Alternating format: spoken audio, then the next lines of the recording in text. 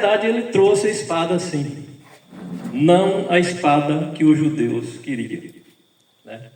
Uma espada muito mais potente, uma espada muito mais poderosa, né? Uma espada de dois gumes, que chega a separar a medula, né? Então é uma espada poderosa, bem mais poderosa do que essa espada física, né? Que só corta a carne, né? A espada de Jesus separa o espírito, os espíritos, separa o espírito da maldade do espírito da paz, da bênção, da alegria. Essa é a espada que Jesus trouxe. Isso causa separação nas famílias, né? Se tornam inimigos dentro das famílias, né? Inimigo de rivalidade? Não. São inimigos porque um aceita a palavra de Deus, outro não. O pai ouve, aceita a palavra de Deus, o filho não. Estão na mesma casa, né? Pai e filho, e são inimigos. Mas o pai maltrata o filho? Não. O filho maltrata o pai? Não. Por isso ele deixou escrito que amai os vossos inimigos. E assim, literalmente, o povo entende que é para amar a pessoa que maltrata o outro, que bate no outro, que machuca o outro. Não. As palavras do Evangelho são palavras espirituais. Ele está falando de coisas espirituais. O inimigo aqui é Satanás, é o diabo, é o inimigo de Deus. Por isso ele trouxe separação nas famílias. Isso acontece em todo canto do mundo, né? Um aceita, o outro não, então se torna inimigo. Mas nenhum maltrata o outro, convive na mesma casa. Por isso ele disse: amai os vossos inimigos. O pai vai desprezar o filho porque ele não aceitou a palavra de Deus? Não. O filho vai condenar o pai porque aceitou a palavra de Deus? Também não. E são inimigos espirituais. São questões espirituais que está no Evangelho. Está no Evangelho. Então vamos ler aqui em Mateus 34 a 36. Aqui diz da espada de Jesus. Mateus 34. Vira de novo, né? Então, quando Jesus veio, os judeus queriam que ele tivesse uma espada física. Eles queriam ser livres dos romanos. E quando Jesus veio, era domínio romano aqui na terra. Lá, Israel, né? Nós estamos no Brasil. Possivelmente não, certeza que naquele tempo não tinha habitante aqui, onde nós estamos hoje. Aqui no estado de Goiás, em São Miguel do Araguaia, com certeza não tinha. Então, isso aconteceu lá em Israel, tá? Quando Jesus veio, ele veio para o povo de Israel. Israel hoje se diz um estado, um país. Mas Israel também é o povo, os filhos de Jacó, né? E quando ele lutou com um anjo lá no vale de Jaboque. Jaboque é um ribeirão, tipo Ribeirão da Mata, mais ou menos. Um lugar bastante violento, que só tinha uma passagem. Por isso chama Val de Jaboque. Porque ali passavam pessoas que iam para Arã, que está no norte da Canaã, né? Fora de Canaã, e vinha para o sul, era o caminho, passava por fora de Canaã, né? Para vir para Berseba, que é a última cidade do sul também. Então era um lugar bastante violento. Ali passavam gado, passavam gente, e era lugar também de animais ferozes passar ali. Feras passavam ali. Era o lugar de ataque para eles se alimentar, né? Pegar as presas. porque era um val é um lugar raso, onde dá passagem a pé. Isso se chama Val de Jaboque. E ali ele foi chamado de Israel. Ele perde o nome de Jacó e passa a se chamar Israel. E Jesus veio para esse povo, para os filhos de Jacó, para as 12 tribos, né? Os filhos de Jacó.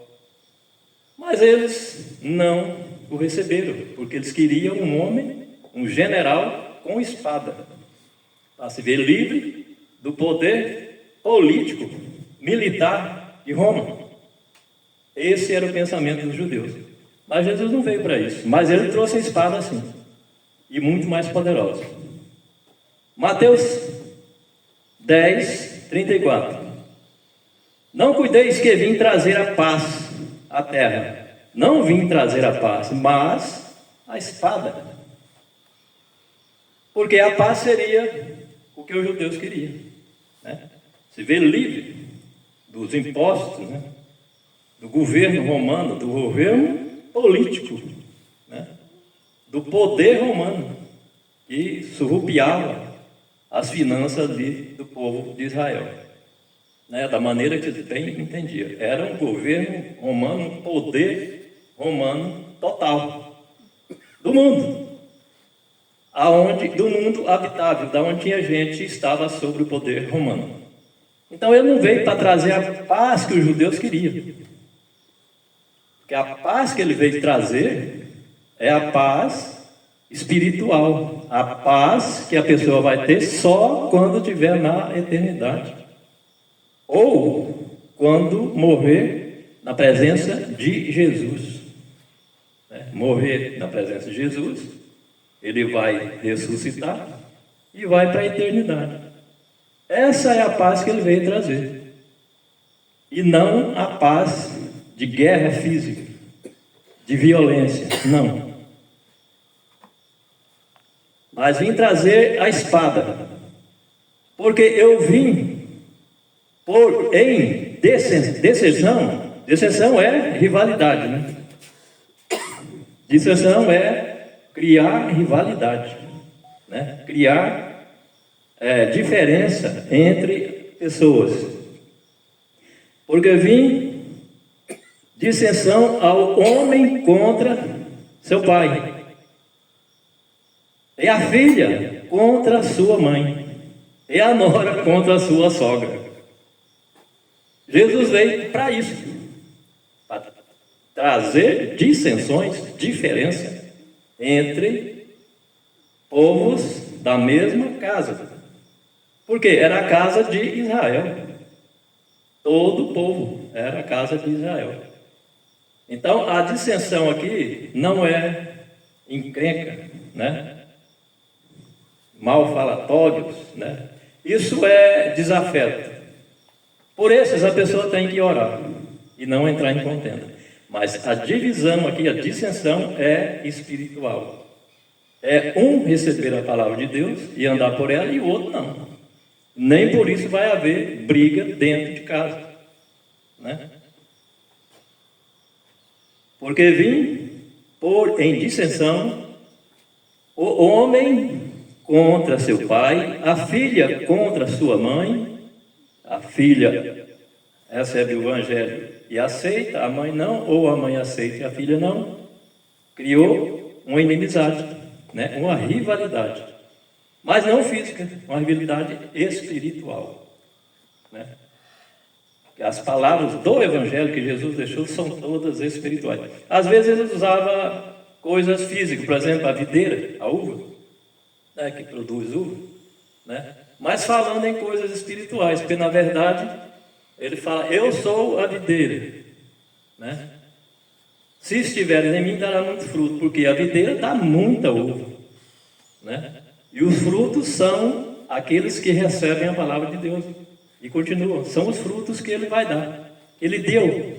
Por isso eu falei: eu sou a videira, considerando ele como uma videira que ia produzir muitos frutos. Como produziu, né? 35, 36. É assim, os inimigos do homem serão os seus familiares. Os inimigos dos homens são os seus familiares, é a sua família. Né? Porque nem todos dentro de uma casa andam pelos caminhos de Jesus. Né? Às vezes acha muito difícil, acha que aquilo está ultrapassado. Na verdade, está há 2000 anos, né? As palavras que Jesus deixou. Mas o efeito vem até hoje e não acaba hoje.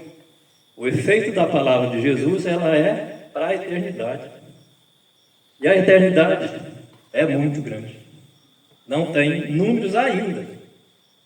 Né? O máximo que eles conseguiram encontrar de tempo, de idade do universo, foi de 13 bilhões, 77 milhões de anos. Não chegou no final. Então, o tempo que nós vamos ter em paz, que Jesus veio trazer com a espada, comparando ao tempo de hoje, a vida que nós temos hoje, é uma coisa mínima, coisa muito pequena, né? Mas às vezes a pessoa quer aproveitar a vida nesse tempo mesmo, e aproveita. É o galardão que ele tem, recebe aqui mesmo. Né? Pessoas que adquirem dinheiro de uma maneira ilícita, pecaminosa, se dão bem também, se enriquecem, né? Tem aí iates, carros novos, carro de 10 milhões, né? Recebe aqui na terra, mas fica aqui na terra. E o tempo é muito pouco. Esse povo que envereda por esse lado, eu acredito que não chega a se aposentar na profissão que escolheu. Geralmente, ou vai para a cadeia, ou é morto. Adiantou? Passou aí 5, 6 anos, né? Na alta, né? Com tudo que queria. Mulheres, né? Bebidas, carros, festas, viagens. É um direito do homem aqui na terra. Mas não é o direito de entrar no céu. É aqui na terra. Davi escreveu no Salmo 103: os céus pertencem a Deus, e a terra foi dada ao Filho do Homem. Então, tudo que o homem fizer aqui na terra, ele recebe dinheiro. Né? É um direito dele de receber por aquilo que ele produz. O que produz de uma maneira certa também não está errado. Não é errado ganhar dinheiro. Muito pelo contrário. É um direito que o homem tem de beneficiar do melhor da terra se andar na presença de Deus. Deus não quer os filhos deles mendigando. Quer os filhos deles bem sucedidos, mas não da maneira ilícita, na iniquidade, né? Trabalhando, usando a mão direita, que representa as obras, para o bem, né? Fazer o bem, né? Como está escrito em Mateus 5, ali pelos 30, que a mão direita, se fizer o mal, corta a mão direita e joga para não entrar no céu. É melhor entrar no céu sem a mão, ou sem o pé, ou sem o olho, do que com os 2 olhos ser perdido. Não é cortar a mão, não é passar a espada na mão, não, é deixar de fazer o mal. Que a mão direita representa as boas obras de Deus. Então, são coisas espirituais que Jesus deixou dito aqui, né? Vamos para Hebreus. Nós falamos da espada de Jesus. Vamos para Hebreus 4. Agora é Paulo escrevendo aos Hebreus, né? Hebreus 4 fala também da espada.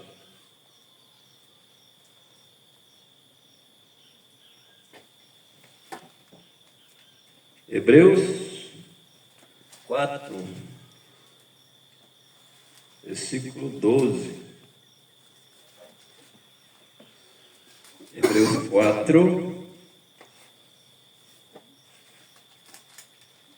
Então, o que era a espada? Eu disse, né? Eu já disse que a espada, Jesus trouxe a espada para causar dissensões entre pessoas da mesma família, né? Vamos ver Hebreus 12. Hebreus 4, versículo 12. Por quê? O que é a espada que Jesus trouxe, que causa essa divisão? Esse trabalho aqui dessa igreja é um pouco diferente das outras igrejas, porque não é ler um versículo e criar coisas sobre ele, não. Eu li lá em Mateus sobre a espada que causa dissensões entre famílias, pessoas da mesma casa. Mas o que é essa espada então? Por que é que ela causa dissensões? A Bíblia não precisa procurar intérprete pessoal. Ela mesma mostra o que tem que ser dito. É por ela que é revelado aquilo que você quer falar. Não precisa estudar filosofia. Não, está tudo aqui. Você pega um assunto e vai procurando, e você vai encontrar o resultado daquilo que você quer falar. Eu falei da espada que causa dissensões entre famílias. E o que é a espada, então? A espada conhecida fala de corte, né? A de Jesus também fez corte, separou, né? Hebreus 4, versículo 12. Por quê? A palavra de Deus é viva e eficaz, mais penetrante do que espada alguma. Então, a palavra de Deus penetra no corpo muito mais do que a espada física, né? A espada que é usada nas guerras, né? Os espadachins. Porque a palavra de Deus é viva, eficaz e mais penetrante do que a espada alguma, de que dois gumes, penetra até a divisão, a espada de dois gumes, a que Jesus trouxe, é a palavra de Deus, mais penetrante do que a espada alguma, de dois gumes, e penetra até a divisão da alma e do espírito, das juntas e medulas. Então, observa que a espada que Jesus trouxe é muito mais eficaz do que aquelas que os judeus queriam. Eles queriam um general que matasse gente. A espada de Jesus salva, ela não mata. Por quê? Porque ela é a palavra de Deus, e a palavra de Deus é viva. As palavras de Jesus é viva. A palavra de Deus é viva e eficaz. Então ela é verdadeira, ela traz resultado. Separar a alma do espírito, e das juntas e medulas, e é apta para discernir os pensamentos e intenções do coração. Imagina? A palavra de Deus é capaz de discernir os pensamentos do coração. O que é que Paulo está deixando um recado aqui? A pessoa que anda pela palavra de Deus, pelos ensinamentos de Jesus, ele consegue identificar a maldade antes de acontecer. Antes de acontecer, ele é informado, né? Porque ela é eficaz e é viva. É apta para discernir. Discernir é identificar, saber o que está certo e o que está errado. Os pensamentos e intenções do coração. De repente a pessoa está querendo praticar maldade contra uma pessoa, mas ele está alicerçado na palavra de Deus, o Espírito Santo vai alertar. Ou negócios, né? Aí você vai fazer um negócio, acha que está certo, mas não está. aí alguma coisa te alerta. Se tivesse dentro da palavra de Deus. Mas o que é estar dentro da palavra de Deus? É ir na igreja todo dia? É estar ouvindo pregações toda hora? Não. Estar na palavra de Deus é não praticar o mal, não praticar iniquidade. Isso é fazer o bem, né? Fazer o bem também não é estar agradando a pessoa toda hora, todo dia, dando presente, não. É fazer aquilo que você quer que faça para você mesmo, e não fazer aquilo que não quer que faça com você. É andar pela lei de Jesus, como Paulo escreveu em Gálatas 6, versículo 2: levai as cargas uns dos outros, e assim cumprirei a lei de Cristo, porque nós estamos na lei de Cristo, nós não estamos na lei de Moisés mais. A lei de Moisés acabou. E para estar dentro da lei de Cristo, é preciso praticar o bem, e não o mal. Pelo contrário, vencer o mal com o bem. Agora, fazer o bem, como eu disse, não é estar agradando a pessoa todo dia, estar rindo para ele todo dia, não. É só não fazer aquilo que não quer que faça com você mesmo. Isso é andar dentro da lei de Cristo. Comprar e pagar, né? Fazer compromisso e cumprir. Tudo isso está na lei de Cristo. E assim acontece isso. Andando na presença de Jesus, você vai receber as suas informações antes que aconteça. O Espírito Santo vai tocar, né? Dá um alerta. Agora, se você quiser obedecer, bem. Se não quiser, não obedeça, né? Não faça. Você é livre. Você é livre. Vamos em outro versículo aqui. Gálatas 5, 20 e 21. Paulo também, escrevendo a Galácia, né? Gálatas 5. Mostra o povo aqui, cinegrafista. Correu. Vira aí, vira aí. Gálatas 5. Aqui é ao vivo, não tem problema não. A gente erra e conserta na mesma hora. Gálatas 5, 20 e 21.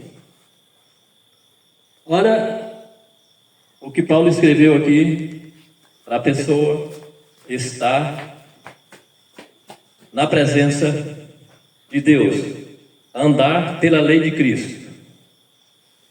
Eu falei só um pouquinho, mas Paulo foi bem mais que trevioso aqui, ó. Eu não vou ler nem tudo.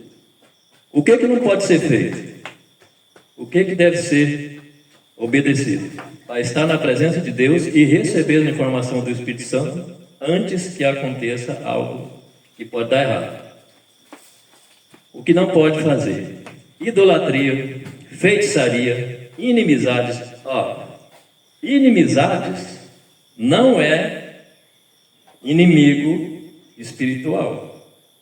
A inimizade aqui é inimizade física. Paulo está dizendo aqui. A inimizade espiritual é aquela que eu li lá em Mateus. É um aceitar a palavra e o outro não. Aqui já está falando de inimizade física, que está falando de feitiçaria, são coisas da iniquidade. Contendas também é do mundo. Aqui são coisas do mundo. Se a pessoa andar pelas coisas do mundo, não vai estar na presença de Deus. Essa é a verdade, né? Essas aqui são coisas do mundo. E as coisas do mundo é dominado pelo Deus desse século. Mas é o Deus com letra minúscula. Quem que é o Deus desse século? É o diabo. É que manda no mundo. No mundo é o povo que obedece à lei do diabo. Como eu ouvi hoje cedo, um casamento em, você disse? Da igreja luciferiana. Pois é, olha aí. Você vê que a coisa está tão complicada nesses tempos que tem igreja de Lúcifer fazendo casamento abertamente. É longe daqui não, é no Brasil. É no nosso país. Tem igrejas satânicas abertas no meio do povo. Esse é o Deus do mundo que opera isso. Não é o Deus do Evangelho, não. Deus do mundo é coisas mundanas. É isso que eu estou lendo aqui, ó. Idolatria. Idolatria fala de adorar imagem, ídolos. Feitiçaria, inimizade, contendas, ciúme, ira, pelejas, heresias, inveja, homicídios, glutonaria, é coisa semelhante a estas, acerca das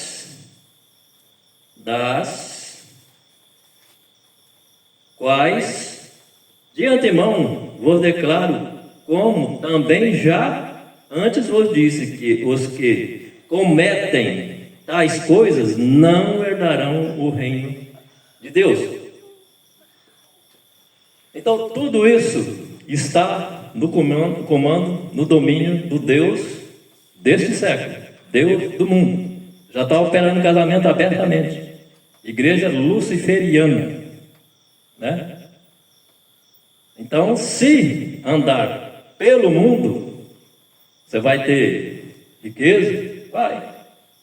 Vai se enriquecer? Vai ganhar muito dinheiro? Vai andar em carro de 10 milhões? Vai ter 10 mulheres? 15? Mas vai ficar aqui na terra. E os que ficarem na terra, observa só, nós estamos sendo preparados pelo Espírito Santo para o arrebatamento. Não estamos sendo preparados para o julgamento final, para o arrebatamento, nós estamos vivos. E como está em 2 Tessalonicenses 4, né? Os que morrerem em Cristo ressuscitarão primeiro. E nós, os que estamos na presença de Deus, vamos ser o quê? Arrebatados. Então nós estamos sendo preparados para o arrebatamento, né? Agora o povo que pratica isso aqui, essas coisas, idolatria, feitiçaria, e glutonaria, inveja, homicídios, né? Esses não vão ressuscitar, porque vai ressuscitar os que morreram em Cristo. E os vivos em Cristo vão ser glorificados e vão para a eternidade. Como eu disse antes, que o tempo achado, encontrado até hoje, foi de 13 bilhões, 77 milhões de anos. E não chegou no final. Agora, os que morrem aqui com 20 anos, 18 anos, 30 anos, dentro do poder do Deus desse século, do mundo, esses vão ficar, não vão ressuscitar. Só vão ressuscitar no juízo final, depois do milênio. Para quê? Para a perdição. Porque vão ressuscitar também. Vão receber o mesmo corpo também. Mas vai para a perdição, vai para a condenação, né? Então é bom que estejamos dentro da turma que vai pro arrebatamento.